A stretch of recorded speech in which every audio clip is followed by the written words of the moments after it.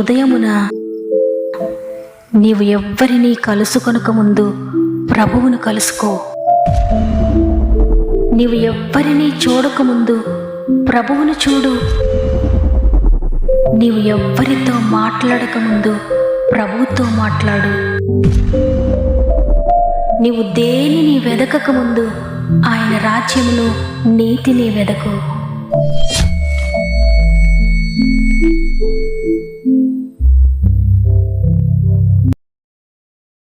Praise the Lord. ప్రభు నామంలో మీ అందరికీ నా యొక్క శుభాలు తెలియజేస్తూ మరి ఒకసారి గాడ్ ఫస్ట్ అనే వాగ్దాన కార్యక్రమానికి మిమ్మల్ని మీ కుటుంబాలను ప్రేమతో ఆహ్వానిస్తూ ఉన్నాను. ఈ ఉదయకాలమున మీరంతా దేవుని అత్యంత కృపను బట్టి క్షేమంగా ఉన్నారని, ఆరోగ్యంగా ఉన్నారని, దేవుని దయలో ఆయన కృపలో మీరంతా వర్ధిల్లుతున్నారని నమ్ముతున్నాను. ఆయన నమ్మిన వారిని ఎప్పటికీ కూడా ఆయన విడిచిపెట్టే దేవుడు కాదు. ఆయన నమ్ముకున్న మిమ్మల్ని తప్పక ఆయన రక్షిస్తాడు. ఆయన మీకు తోడుగా ఉండి మిమ్మల్ని నడిపిస్తాడు. దేవుల్లో నిలిచి ఉండండి, ఆయన కృపలో నిలిచి ఉండండి. అదేవిధంగా మీ యొక్క ప్రతి ప్రార్థన అవసరత కామెంట్ ద్వారా నాకు తెలియచేయండి. భారం కలిగి మీ అందరి కొరకు ప్రార్థిస్తున్నాను. మీరందరూ కూడా సమస్యలు ఉన్న వారందరి కొరకు ప్రార్థించండి. మీ అనుదిన ప్రార్థనలో అందరినీ జ్ఞాపకం ఉంచుకోండి. ప్రార్థన సహాయం చాలా గొప్పది. కాబట్టి ఈ వాక్యం చివరిలో అందరి కొరకు మనందరం కలిసి భారంతో కన్నీటితో ప్రార్థన చేద్దాం. దేవుని ఆశ్చర్యకార్యాలు పొందుకుందాం. సమస్త మహిమ ఘనత ప్రభావములు దేవునికి చెల్లునుగాక. ఈరోజు దేవుడు మనకు అనుగ్రహిస్తున్న శ్రేష్టమైన వాగ్దానం ద్వితీయోపదేశ కాండము 28వ అధ్యాయము 7వ వచనము. నీ మీద పడు నీ శత్రువులను యెహోవా నీ ఎదుట హతమగునట్లు చేయును. వారొక త్రోవను నీ మీదకి బయలుదేరి వచ్చి 7 త్రోవల నీ ఎదుట నుండి పారిపోదురు. ఆమేన్. ఈరోజు వాగ్దానాన్ని వింటున్న ప్రియ సహోదరి, ప్రియ సహోదరుడా, ఈ అధ్యాయం అంతా కూడా మనం మొదటి నుండి చదువుతూ ఉంటే అనేక ఆశీర్వాదాలు ఉన్నాయి. ఆ విధంగానే శాపాలు కూడా వ్రాయబడి ఉన్నాయి. దేవుడు ఎందుకు 2 కూడా మన కొరకు వ్రాయించారంటే, ఎవరైతే దేవుని మాట శ్రద్ధగా విని ఆయన ఆజ్ఞాపించుచున్న ఆయన ఆజ్ఞలన్నిటిని అనుసరించి నడుచుకుంటారో వారు ఈ వాగ్దానములన్నీ కూడా స్వతంత్రించుకుంటారు. అదేవిధంగా ఎవరైతే ఆయన ఆజ్ఞను గైకొనకుండా, ఆయన మాట వినకుండా, ఆయన చిత్తానుసారంగా కాకుండా వారి ఇష్ట ప్రకారంగా ముందుకు సాగుతారో వారు దేవునికి దూరంగా వెళ్ళిపోతారు. అందువల్ల దేవుని ఆశీర్వాదాలు వారి మీద ఉండవు, దేవుని కృప ఉండదు. దేవునికి దూరంగా ఎప్పుడైతే వెళ్తారో సాతానుకు దగ్గరగా అవుతారు. సాతానికి ఎప్పుడైతే దగ్గర అవుతారో సాతాను అనేక శోధనలు, అనేక శాపాలు, అనేక వ్యాధులు, అనేక భయంకరమైన పరిస్థితులు వారి జీవితంలో కలిగిస్తాడని ఈ అధ్యాయం ద్వారా మనకు అర్థమవుతోంది. అయితే ఈరోజు దేవుడు మనకు అనుగ్రహిస్తున్న వాగ్దానం ఏంటంటే, నీ మీద పడు నీ శత్రువులను యెహోవా నీ ఎదుట హతమగినట్లు చేయను. వారొక త్రోవను నీ మీదకి బయలుదేరి వస్తారు. అయితే దేవుడు వారిని తరుముతున్నప్పుడు ఎటు వెళ్లాలో కూడా తోచని పరిస్థితిలో భయపడుతూ 7 త్రోవల్లోండి పారిపోతారని ఈరోజు దేవుడు వాగ్దానం చేస్తున్నారు. ఈ మాటలు వింటున్న మీ జీవితంలో ఒకవేళ ఎవరైనా మీకు తెలియకుండానే నిష్కారణంగా మీ మీద శత్రువులుగా ఉన్నారేమో, అపవాది అగ్ని బాణాలు వేస్తూ ఉన్నాడేమో, ప్రతిదినము నీ శరీరమే దేవుని మార్గంలో నడవడానికి, ఆయన ఆజ్ఞలు గైకొనడానికి, ఆయన కొరకు నమ్మకంగా జీవించడానికి, ఆత్మీయంగా ఎదగడానికి నీ శరీరం ఒప్పుకోవడం లేదేమో. ఒకవేళ నీ శరీరమే నీ ప్రధాన శత్రువుగా ఉన్నదేమో. శరీర విషయాల్లో సాతానుతో పోరాడుతూ ఉన్నవేమో. దేవుని కొరకు జీవించడానికి సాతానుతో పోరాడుతూ ఉన్నవేమో.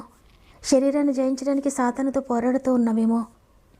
ఈ భూమి మీద నరుల కాలం యుద్ధకాలము కాదా అని యోబు భక్తుడు అన్నట్లుగా మీ జీవితం అంతా కూడా సాతాను శక్తులతో వాని సమూహముతో పోరాడుతూ ఉన్నవేమో. అయితే దేవుడు ఈరోజు ఒక అద్భుతకరమైన వాగ్దాన్ని అనుగ్రహిస్తున్నారు. నీ మీద పడుతున్న శత్రువు ఏదైనా, అది ఎంతటి బలమైనదైనా, ఎంతటి శక్తి కలిగిందైనా నీవు ఎంత మాత్రం భయపడద్దు. ఎందుకంటే ప్రతి శత్రువును కూడా నీ ఎదుటే హతమగినట్లు చేస్తున్నాను. నీ కళ్ళ ఎదుటే ప్రతి శత్రువును, ప్రతి చీకటిని నేను అణచివేస్తున్నాను. మీ ఇంటిలో ఉన్న ప్రతి చీకటి శక్తి నేను కాల్చివేస్తున్నాను అని రోజు ప్రభు వాగ్దానం చేస్తున్నారు.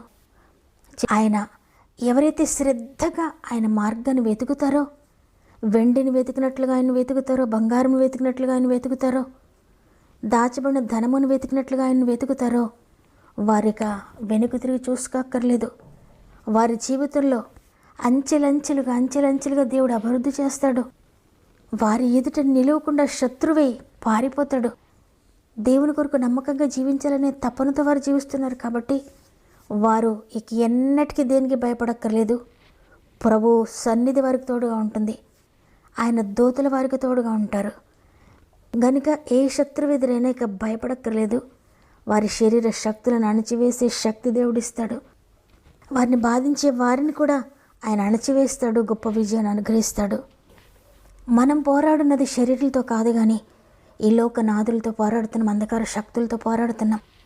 కాబట్టి నీ స్వంత వారు ఒకవేళ ఎవరైనా నిన్ను బాధిస్తూ నీకు శత్రువుగా ఉంటున్నారేమో, కారణం లేకుండాని నిన్ను నిందిస్తూ నిన్ను అవమానపరుస్తూ ఉంటున్నారేమో, స్వంత వారే శత్రువులుగా మారిపోయినా నువ్వు భయపడొద్దు. వారి మాటలు నిన్ను ఒకవేళ కృంగదీస్తూ ఉన్నా శత్రువులను సహా మిత్రులుగా చేసే దేవుడు మనకున్నాడు. శత్రువులు ఎదుట భోజనం పెట్టే ప్రభు మనకున్నాడు.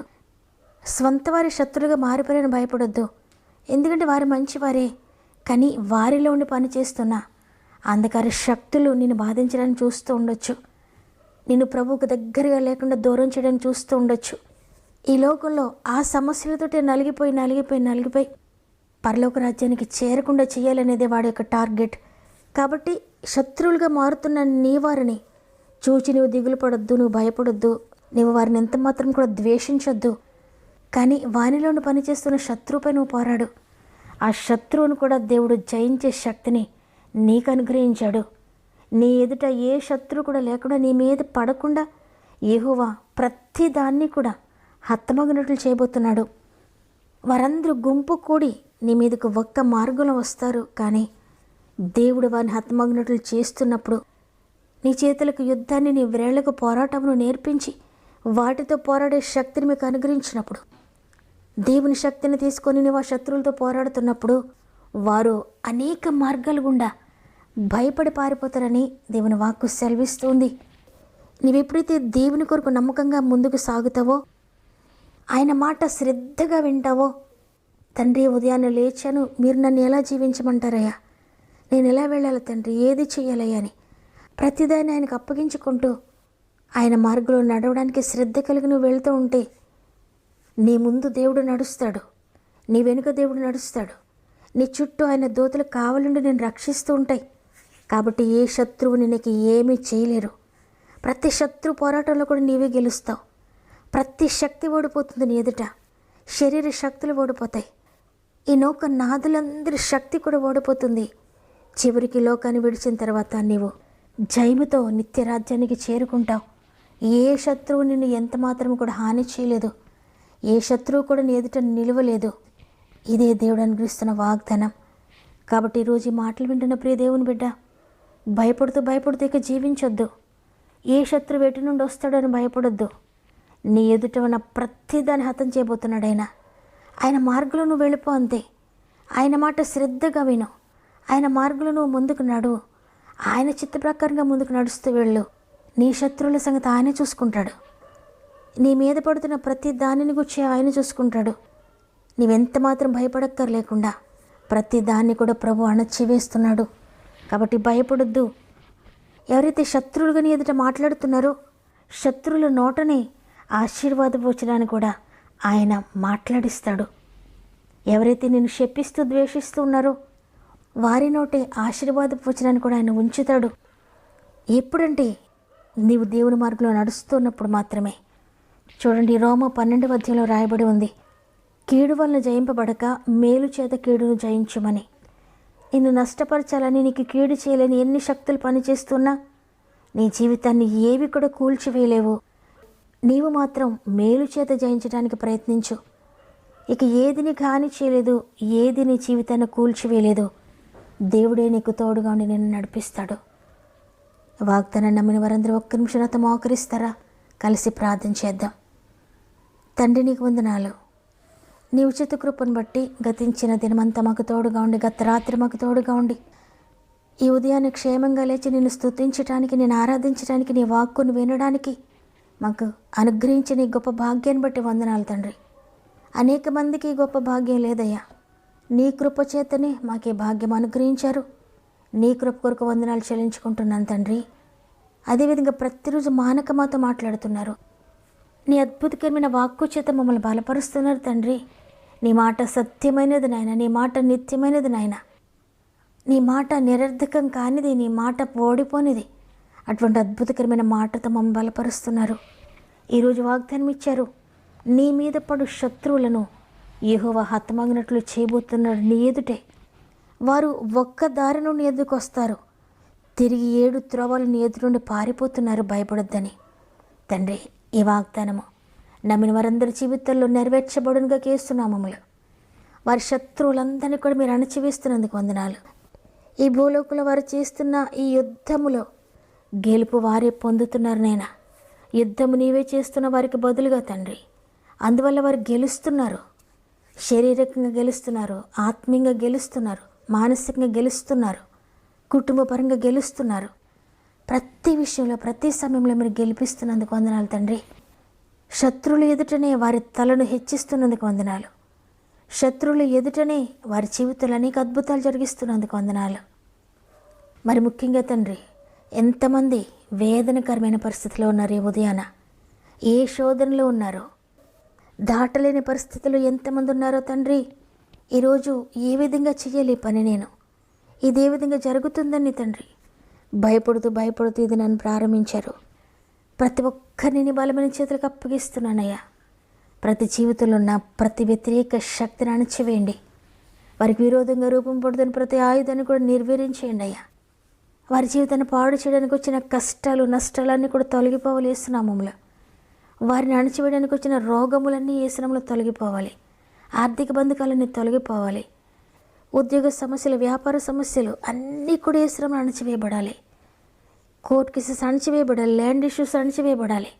ఇక ఏవైతే వారిని బాధిస్తూ ఉన్నాయో, ఏ ఆర్థిక బంధకాలు బాధిస్తూ ఉన్నాయో, మనుషులైన శత్రు సమూహమైన ఏదైనప్పటికీ కూడా వారిని బాధిస్తున్న ప్రతిదాన్ని కూడా మీరు అణచివేస్తున్నందుకు, అద్భుతకరమైన విజయాన్ని అనుగ్రహిస్తున్నందుకు నీకు వందనాలు చెల్లించుకుంటూ ఈ దినం ప్రారంభిస్తూ ఉండే ఈ రోజంతా మాత్రం మీ కుటుంబం అంతటికీ తోడని నడిపిస్తారని యేసయ్య పరిశుద్ధమైన నామములో అడిగి వేడుకుంటున్నాను తండ్రి, ఆమేన్.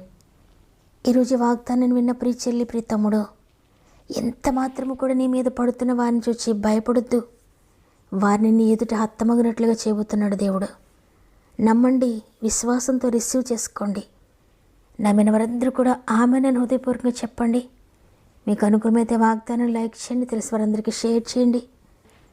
దేవుని చిత్తమైతే తిరిగి రేపు అందరం కలిసి ఆయన స్తుతిందాం. అంతవరకు ప్రభు మీకు, మీ కుటుంబాలకు తోడేండి నడిపించును గాక. God bless you.